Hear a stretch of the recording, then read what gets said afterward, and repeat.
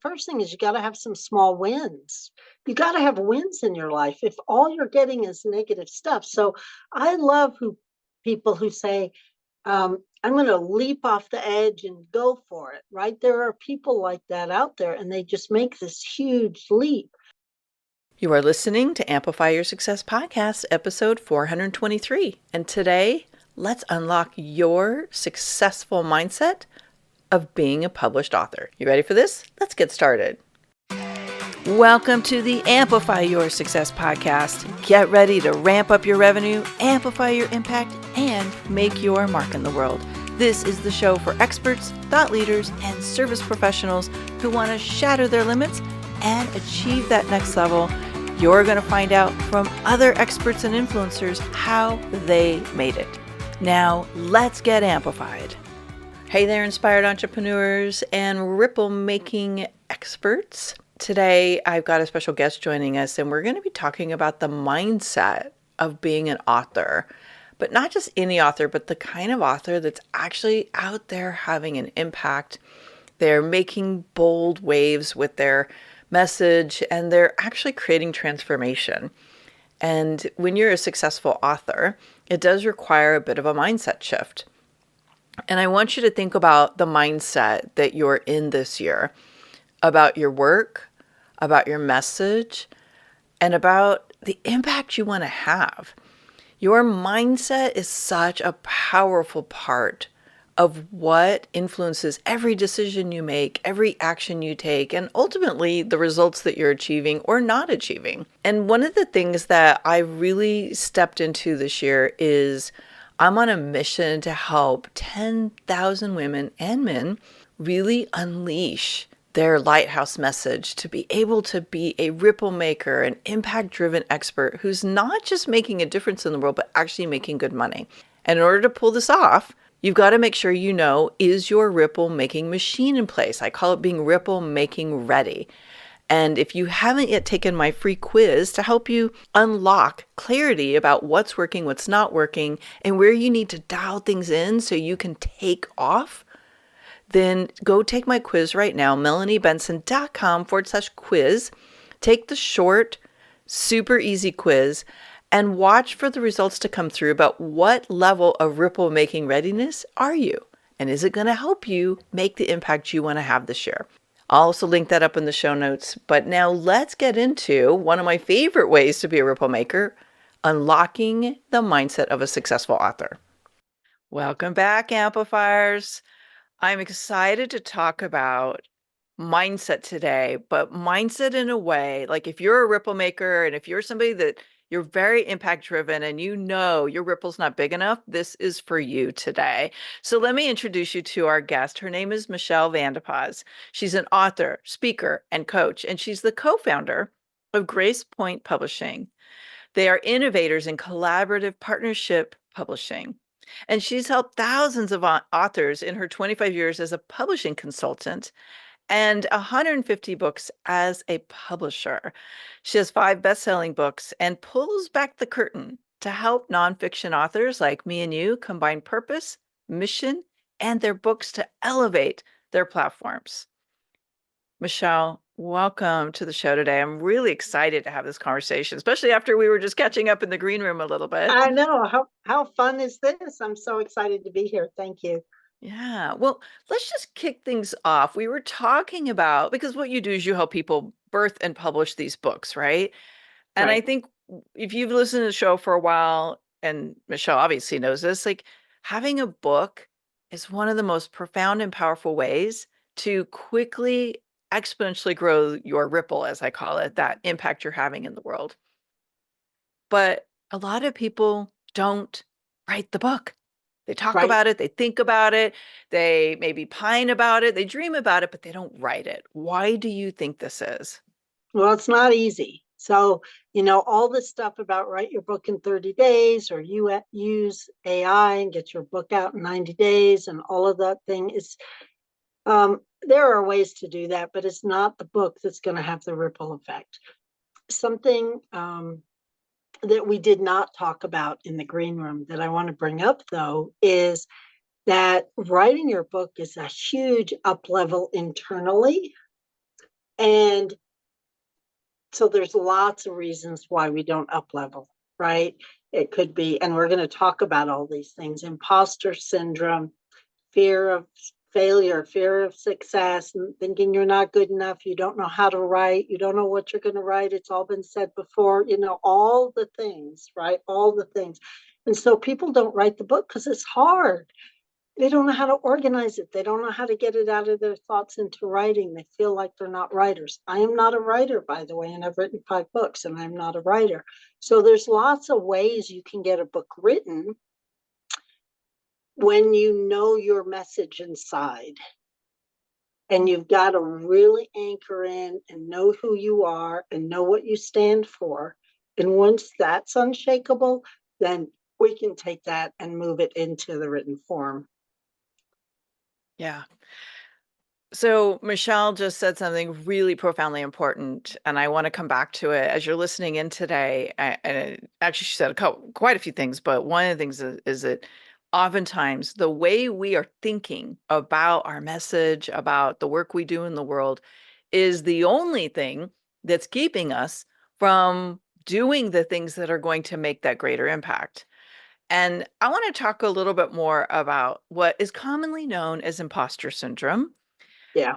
And what do you what is like the way in which this imposter syndrome kicks in when we think about, okay, it's time to write a book.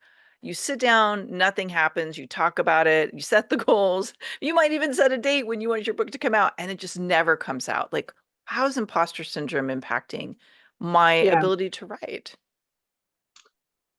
Well, if you're not clear about what you stand for, and I'm talking, nonfiction, let's just keep this nonfiction for a minute. And if you want to talk about fiction, I'll address that. But if you're not really clear about your message, you're always going to be in comparison. Well, this person says that, and this person says that. And then you're in imposter syndrome because you're not that other person, right? Comparison is like the evil of getting your book finished. You just can't go into that headspace. And we teach what we need to learn. We learn what we need to teach. Imposter syndrome. Hello, I'm not a writer, and I own a publishing company. Right? I don't. It didn't come from New York publishing. I don't have a publishing degree. Hello, imposter syndrome. If it's out there, I've got it. But I also know that I have other gifts that really help other people get their books written and eventually published. And so when I can really anchor into my gifts, what I'm here to do, and who I am, then I can surely help other people lean into their gifts and not into the imposter syndrome. We all have thoughts that we aren't good enough. Someone else said it better, especially when we have heroes or other people we're following or watching. Well, that person said it better. That person knows what they're talking about. There's a little bit of fake it till you make it. There's a little bit of feel the fear and do it anyway. And there's a little bit about just having enough confidence in yourself that you're going to figure it out as you go and not let that imposter syndrome stop you. I like how you said earlier, finding that unshakable, I think you said unshakable confidence. And that Yeah. really spoke to me because I find people are on a spectrum, right? Because you and I work with people at different stages of the spectrum. And when you have this unshakable confidence in what you do, it's because you fully owned your voice. But there are stages getting to that unshakable confidence, right? Like we're not necessarily there just because we say, yes, I'm going to write the book, or yes, I'm going to start Oh, being a guest right. on podcasts. So, what are some of the steps somebody might start to take to Right. move from fear and doubt to I have that unshakable confidence in what I'm doing? Oh, I love this. Well, first thing is you got to have some small wins. You got to have wins in your life if all you're getting is negative stuff. So I love people who say, I'm going to leap off the edge and go for it, right? There are people like that out there, and they just make this huge leap. But what I have found is they have the confidence to make that leap because they have enough experience somewhere saying that it's a good leap for them to make. So with writing a book, it's not about you have previous writing experience. It's that you have experience either coaching people about your message, talking about your message or whatever it is that you're going to put in your book to friends and family and getting a good response back, having a blog about it, right? It can be small wins. It doesn't have to be a big thing. And if you don't have some of these small wins, go get yourself small wins. If you want to go move to India or Portugal and you've never traveled outside of the United States, it's going to feel daunting, right? Go do a little bit of traveling, talk to other people, have some small wins so that you know it's possible. I think the same thing is true with any mindset, writing a book, starting a business, being a coach. You've got to have some wins underneath you, or it just feels like it's so super hard. But they don't have to be big. All those little ones add up. So think about a small thing you can do today that you know is going to work, Mm. right? And let me say, it's not going to work for other people. It's going to work for you. So if you're going to start a blog or a podcast like this one, make sure it feels good for you, that it's in alignment with who you are. It can be scary. You can screw it up a lot. You might have a lot to learn. That's not a reason for not doing it, but it feels exciting. It feels like the next step. And then those will be wins that you can build on, even if you screw it up along the way. That's okay. That's regular learning. Yeah, I love this so much. And by the way, I think another I would add to your list there that being a guest on other people's podcasts, once you start to have more clarity about what you want to be known for and where your gifts are, like this is a great way to go get market feedback on Oh, the language and the messaging you use, right? Now, you don't want to right. practice on the A-list shows, maybe try some shows that are, a little bit less scary, big reach. But this is a really powerful way to see how does my message land in the communities that I want to have a greater impact. I want to be a bigger ripple maker, right? Oh, I love that. Be a guest on smaller podcasts, get small wins under. I love that. Great, great example. Thank you. Yeah, you're welcome. Well, we're co-creating here, right? And I love this idea that as you start to build small wins and you start to feel some traction, you get more clarity. Tell me, like, do you think you have to have that ultimate unshakable confidence to write the book, or can that also be part of how you maybe like get more clarity about the thing that you're meant to do and how you're going to share it with the world? Yeah.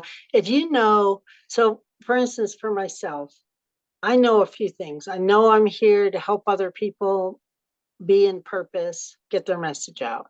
At least that seems to be what I'm doing right now. And that's unshakable for me. Right now, that's through publishing, but I've done it through coaching, I've done it through entrepreneurship, right? Other ways. And so someone else might say, I know I'm here to caretake, or I know I'm here to teach, or I know I'm here to network and collaborate with other people, right? If you could just start there with one of those things, and then you bring that into everything you do. And that's what I call purpose driven work, right? And using verbs to be purpose driven. And when you can find a verb that works for you, then you just bring that in. I'm here to share my message. I'm going to be sharing my message. My writing might suck today, but I'm going to get help and it'll get better and it'll all be okay. And an editor will help me. And I'm not going to publish crap. I'm going to publish something that's been through editing and be good. And so right now, I don't have to be the expert. I just need to write what I know and let that unfold. And that can be small wins. Writing a paragraph, writing a chapter, writing a table of contents are all small wins. Mm. Can we just speak to the timing of when it's the right time to take this step towards writing a book or commit to writing the book and start maybe even to work with you to write the book? And I'm just imagining there are people who are like, okay, I'm ready to up level. I'm ready to tackle fears and doubts. And um, okay, so two questions are emerging. Let's talk about this one first. Like, how do we know it's time to like move out of letting the fears and doubts run the show and say, yes, I'm going to write the book? Let's start with that one. Okay, well, I do have a whole TEDx talk about this. So Ooh, okay. We'll have to anybody that link that wants up to in the go show find notes. it. Can we do that? Yeah. So Okay. it's about whether you're procrastinating or percolating. Mm. So I think internally, most of us really do know whether it's time. Like so I have a woman right now who is writing her book 3 weeks after giving birth. She knew it was time.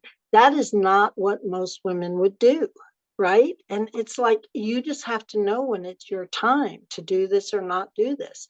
And I think most of us do know. And here's what I will say: if it scares you, it's probably time.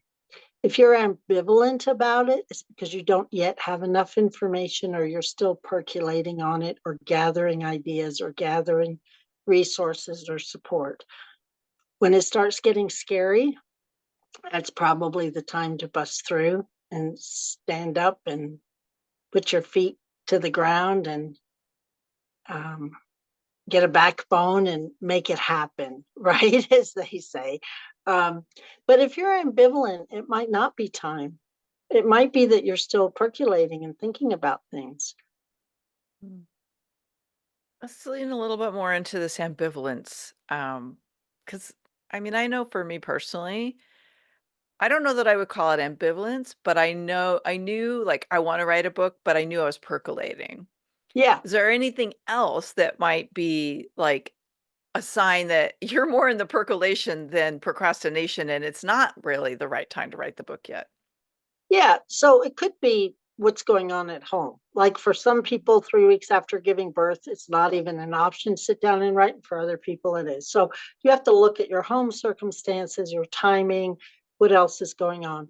But if you're writing notes and you're excited about writing notes, but you're not really ready to work with somebody yet, or you don't have some words on paper yet, you might just still be thinking about it all. If you're trying to figure out what your book might be about, you can book a call with me. I'm happy to, flush that out in a 20-minute phone call, maybe, if you're unsure about what direction you're going to go. Some of that may just be you need a sounding board, but we have many of us, and not everyone, but many of us have long percolation stages. And then when we get it, it's time to go. It's like, okay, I got this. I'm ready now. But we beat ourselves up because other people are telling us, well, you've been talking about this for 3 years. How come you're not doing it yet? Or we think we've had this idea for a decade and we don't have our book published yet. But I think we know. I think internally we usually know if we're in percolation. And when we're in percolation, we're just like, we're not scared about it. We're not worried about it. We're just being in a creative process. We're thinking about it. We're getting on with our lives.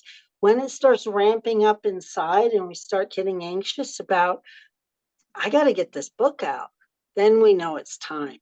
But that's got to come from inside you and not from outside influence. Yeah, as you're speaking, I was just thinking of the book Bold Magic by Elizabeth Gilbert, Yeah, and there's that moment where you're like, if somebody else writes this book, I'm going to be pissed, right? right, And it's right. like, oh, if someone else gets that book, great, it was theirs. That's maybe more you're not attached to it, but and it's how a lot of business lawyers would say it's time to trademark something if you'll be really upset if somebody starts using your words and then gets the trademark. And That's right. it sounds like that's what you're saying is that's That's a yeah, that's a great analogy. Yeah. yeah, I love that. Okay, so as you're listening in, I'm curious if you are recognizing in yourself, are you more in a percolating stage, a procrastinating stage, or you're ready? Because what I know is sometimes having an advocate, a champion, a guide like Michelle can be exactly what moves you out of that procrastination and into feeling more ready because I think we sometimes feel like we have to do so much on our own. And if you haven't done this before or you're still kind of working out some of the kinks, having somebody to guide you might be really helpful. You have a resource that helps people with this, yes?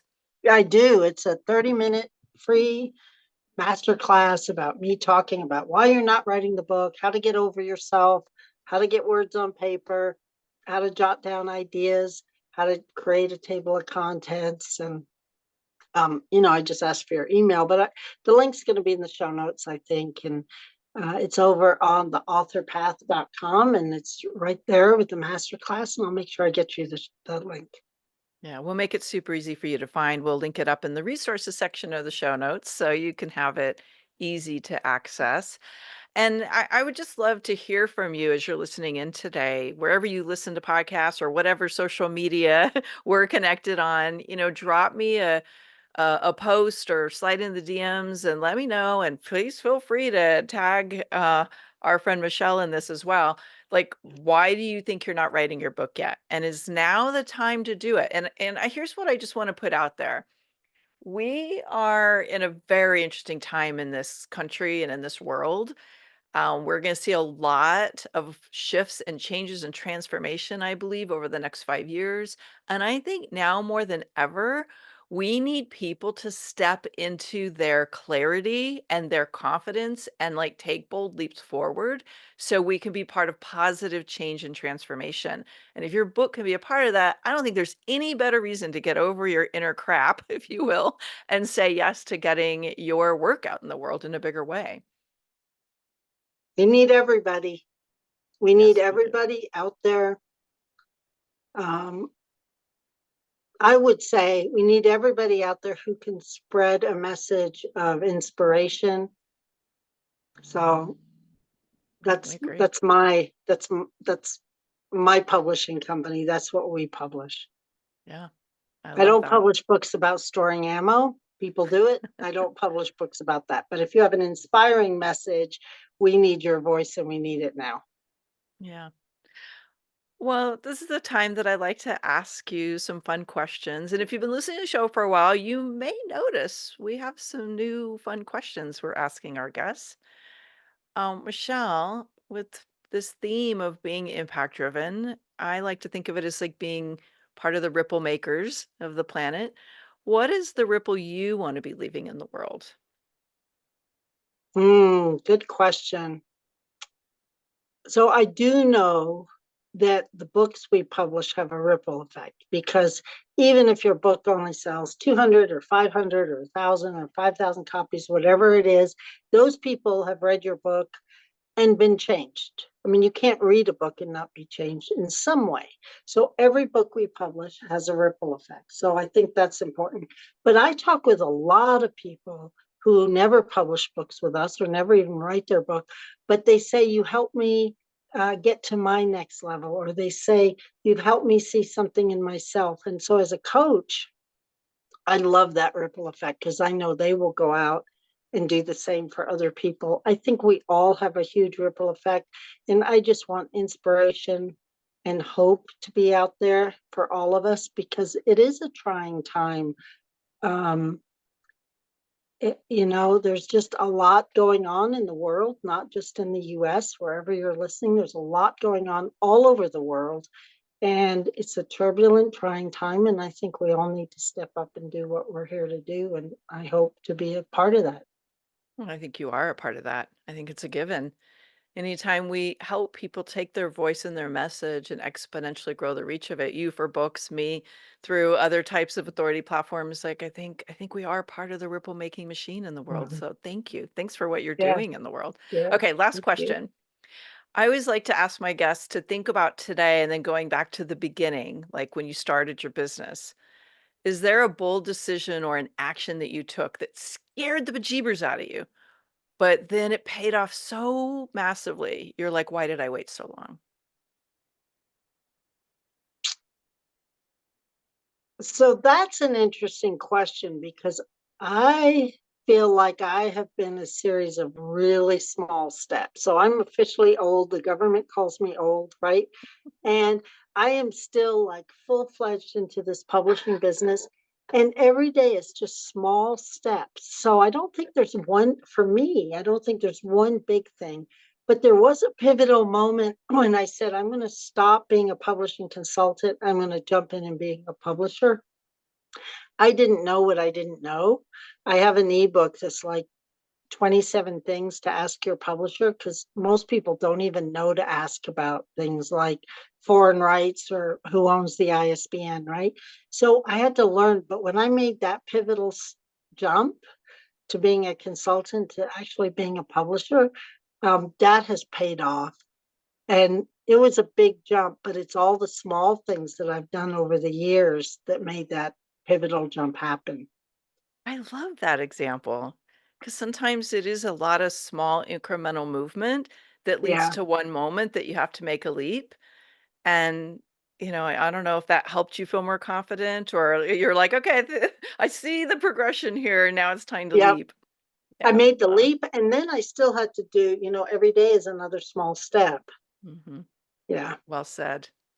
Michelle, thank you so much for joining me today. I love what you're doing so much. And it's been a long time coming getting you here on the Uh, show. We finally yeah, did it. Yay. we did. As you're, Thank you so much. yeah, as you're listening in, please make sure you connect with our guest on social media. Take advantage of her great resource, especially if you're feeling on the fence or you feel that pull to get your work out in the world in a bigger way. But maybe you've got a little bit of that mindset stuff in the way. Let's get Michelle to help you get unstuck and unlock that genius and bring it out in the world. Thank you. Thanks for tuning in today, Amplifier. We're going to keep this conversation going, and I want to hear from you how you're going to amplify your authority and make a greater impact. Before you go, please take a minute to give our show and our guests some love over on your favorite podcasting platform. Subscribe, rate, and review. Leave your full name, and I'll spotlight you and your authority on social media.